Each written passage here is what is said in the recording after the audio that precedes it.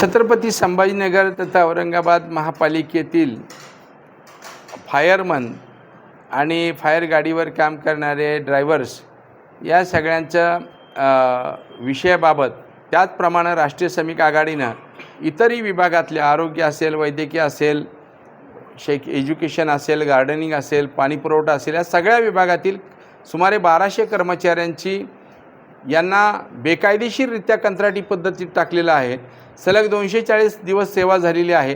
त्यांना परमनंट करावं आणि परमनंट कर्मचाऱ्यांप्रमाणे वेतन द्यावं अशी याचिका लेबर कमिशनरमार्फत उपकामगार आयुक्त यांच्याकडे रेफरन्स देऊन आम्ही इंडस्ट्रियल कोर्टात दाखल केली.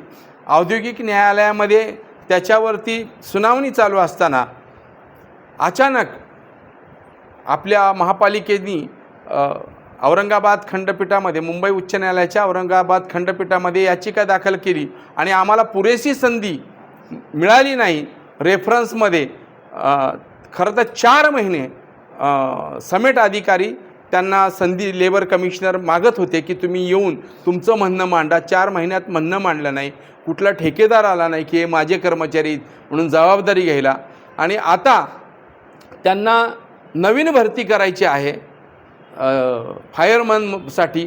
त्यासाठी त्या हायकोर्टाच्या औरंगाबाद हायकोर्टामध्ये त्यांनी याचिका दाखल करून हे जे प्रोसिडिंग चालू इंडस्ट्रियल कोर्टासमोर, कारण तिथं चालू असताना त्यांना भरती करता येणार नाही म्हणून त्या प्रोसिडिंगवरच स्टे घेतला आणि स्टे घेऊन भरती प्रक्रिया सुरू केलेली आहे.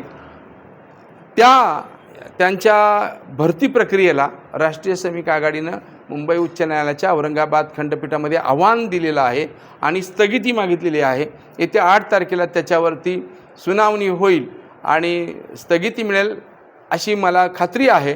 पण मला विनंती करायची आहे, इथे महापौर आहेत, उपमहापौर साहेब आहेत, माननीय स्थायी समिती अध्यक्ष आहेत, माननीय आयुक्त आहेत, हे सगळे आमच्या माननीय आयुक्त प्रशासक आहेत. परंतु जे काही पदाधिकारी आहेत माननीय महापौरपासून खालपर्यंत, ते सगळे आमच्या भारतीय जनता पार्टीचे आहेत. मी आपल्या माध्यमातून त्यांना आवाहन करेन की ज्यांनी उभी हयात 15-15 वर्षाचं जीवन आपल्या महापालिकेच्या सेवेसाठी दिलेलं आहे, असे फायरमन त्यांना पहिलं परमनंट करावं ज्यांची मागणी आहे, आणि नंतर नवीन लोकांना करावं. कारण त्यांनी जीवावरती कितीतरी आग विझवताना स्वतःच्या प्राणाची बाजी लावून पाण्यामध्ये बुडत असताना डोहामध्ये उडी मारून अनेकांचे जीव वाचवलेले आहेत. कोरोनामध्ये त्यांनी जीवाची बाजी लावून काम केलं आहे.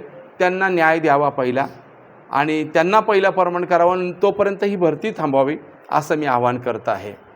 धन्यवाद.